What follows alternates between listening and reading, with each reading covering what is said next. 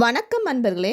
இன்று நாம் காணவிருக்கும் திருத்தலம் திருக்கோவிலூரில் அமைந்துள்ள அருள்மிகு வீரட்டேஸ்வரர் திருக்கோவில் ஆகும்.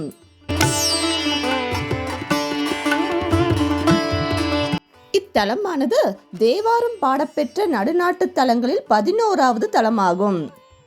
அதோடு இது பிரதான பைரவர் ஸ்தலமாகவும் உள்ளது. அது மட்டுமில்லை, அட்ட வீரட்டானங்களில் 2வது வீரட்டானம். இவ்வளவு பழம்பெருமை வாய்ந்த தொன்மையான இந்த கோவிலை பற்றி முழுமையாக தெரிந்து கொள்ளலாம், வாருங்கள்.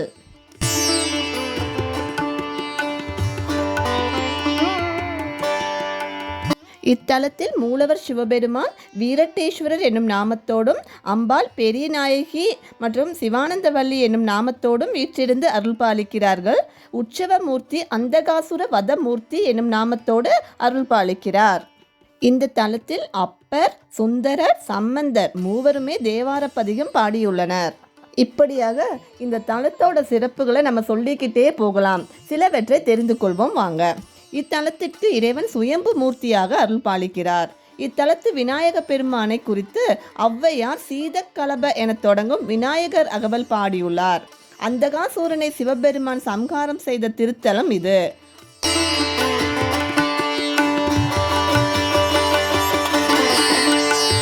சுவாமி மூலஸ்தானத்தில் பைரவ சொரூபமாக உள்ளாராம். எனவே பில்லி சூன்யம், வைப்பு போன்ற தோஷங்கள் இவர் நிவர்த்தி செய்வதாக ஐதீகம். வாஸ்து சாந்தி எனப்படும் ஐதீகம் தோன்றியதற்கு காரணமான தலமும் இதுதான். சுக்கிரன் பாவ விமோசனம் பெற்ற தலமும் இதுதான். அம்பாள் திரிபுர சுந்தரி பைரவி உற்பத்தி தலம் இது. சப்தமாதாக்கள் உற்பத்தியான தலமும் இதுவே. 64 பைரவர்கள், 64 பைரவிகள் உற்பத்தியான தலமும் இது. சிவனின் தேவார பாடல் பெற்ற 274 சிவாலயங்களில் இது 222வது தேவார தலம் ஆகும்.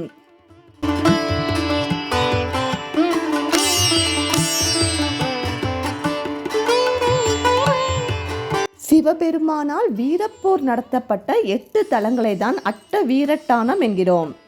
அந்த வகையில் சிவபெருமான் வீரப்போர் நடத்தி அந்தகாசூரனை வதம் செய்த தலம்தான் இந்த வீரட்டேஸ்வரர் திருக்கோவில்.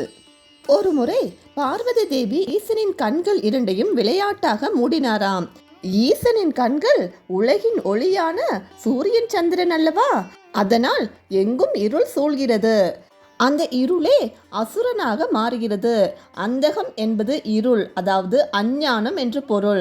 அந்த அந்தகாசுரனுக்கும் ஈஸ்வரனுக்கும் யுத்தம் நடக்கிறது. சிவன் தன் கரத்தில் உள்ள கதையால் அந்தகனுடைய தலையில் அடிக்க அவன் தலையிலிருந்து இரத்தம் பீரிட்டு பூமியில் விழுகிறது.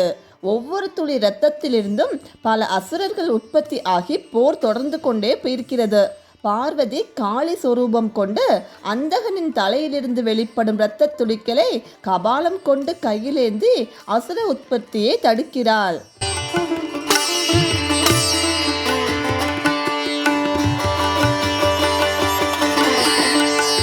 வெளிப்பட்ட இரத்தங்கள் இரத்த கோடுகளாகி 8 திசையிலும் விழுந்து குறுக்கும் நெடுக்குமாக 8 64 சதுரங்களாக விழுகிறது. அந்த பதங்களில் சிவன் தனது அருளால் 64 பைரவர்களை உற்பத்தி செய்து அந்த பதங்களில் இருக்க செய்கிறார்.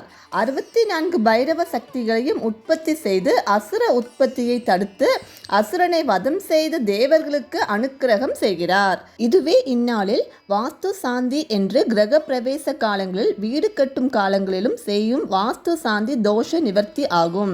இந்த 64 பைரவர்களே வாஸ்து பூஜை எனப்படுகிறார்கள். இவ்வாறு அந்தகனை அழித்து அஞ்ஞானத்தை நீக்கி நிஜ சுரூப மெஞ்ஞானத்தை அருளியவர் வீரட்டேஸ்வரர் ஆவார்.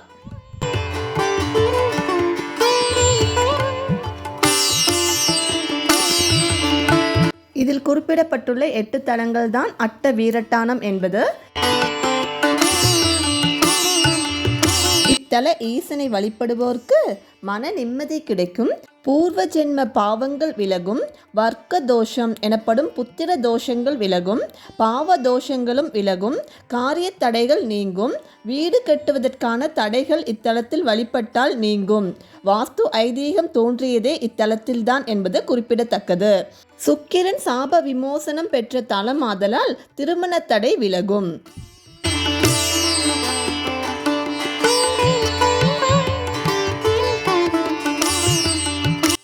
பாரிவள்ளல் தன் மகள்களான அங்கவை சங்கவை இருவரையும் திருக்கோயிலூர் ஆண்ட தெய்வீக மன்னனுக்கு ஔவையார் கபிலர் இருவரும் சேர்ந்து திருமணம் செய்து வைத்த சிறப்பு ஸ்தலம் இது. இந்த திருமணத்தை வைத்து அமைந்த பெயர்களே சுற்றுப்புற கிராமங்களின் பெயர்களாக இப்பொழுதும் உள்ளன.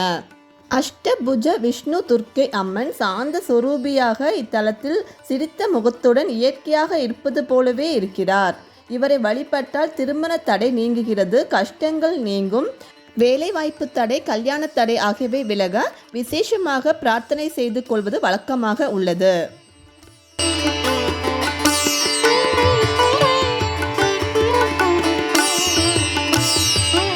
இத்தலத்து விநாயக பெருமான் பெரிய யானை கணபதி என்னும் நாமம் கொண்டுள்ளார். சுந்தரர் சேரமான் இருவரும் வான்வழியாக கைலை செல்லும் பொழுது ஔவை இந்த தலத்தில் பூஜை செய்து கொண்டிருந்தார். தானும் கைலை செல்ல எண்ணி அவசரமாக பூஜை செய்தாராம். உடனே விநாயகர் காட்சி தந்து பொறுமையாக பூஜை செய்ய அருளினார். ஔவை விநாயக அகவல் பாடி பூஜை செய்த பிறகு விஸ்வரூபம் கொண்டு தன் துதிக்கையால் ஔவையாரை சுந்தரர் சேரமான் ஆகியோர் சென்றடையும் முன்பே கையிலையில் விட்ட கணபதி இவர். விஸ்வரூபம் எடுத்ததாலேயே பெரிய கணபதி என்று பெயர் பெற்றார்.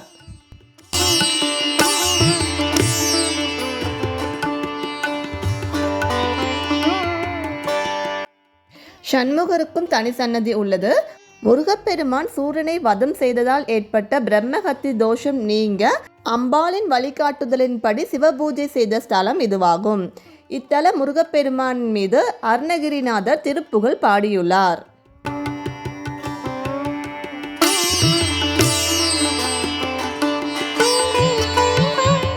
சங்கப்புலவர் கபிலப் பெருமான் குடியிருந்த பெருமைக்குரிய ஊர். கபிலர் வடக்கிருந்து உயிர் துறந்த பாறை கபிலர் குன்று என்று பெண்ணை ஆற்றின் நடுவில் தற்போதும் உள்ளது. அதோடு 64 நாயன்மார்களில் இருவரான மெய்ப்பொருள் நாயனார், நரசிங்க முனைய நாயனார் ஆகியோர் அவதரித்த ஊரும் இதுவே.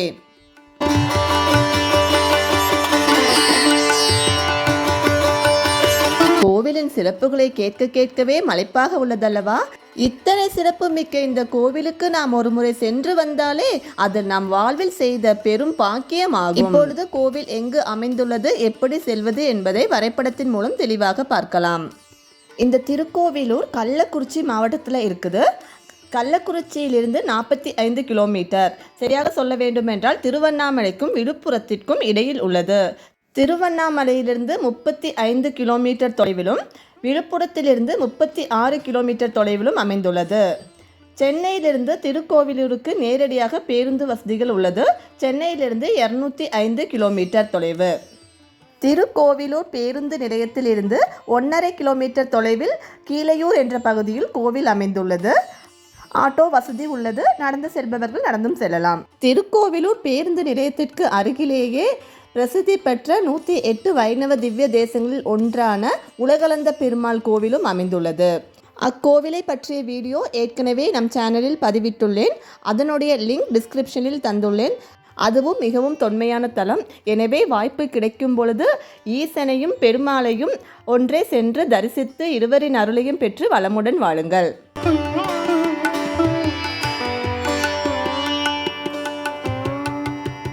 பதிவு பிடித்திருந்தால் மறவாது உங்கள் கருத்துக்களை என்னுடன் பகிர்ந்து கொள்ளுங்கள். இதேபோல் மேலும் தமிழ்நாட்டில் உள்ள பல்வேறு கோவில்கள் பற்றிய சிறப்புகளை அறிந்து கொள்ள நமது சேனலை சப்ஸ்கிரைப் செய்து தொடர்ந்து பாருங்கள். நன்றி.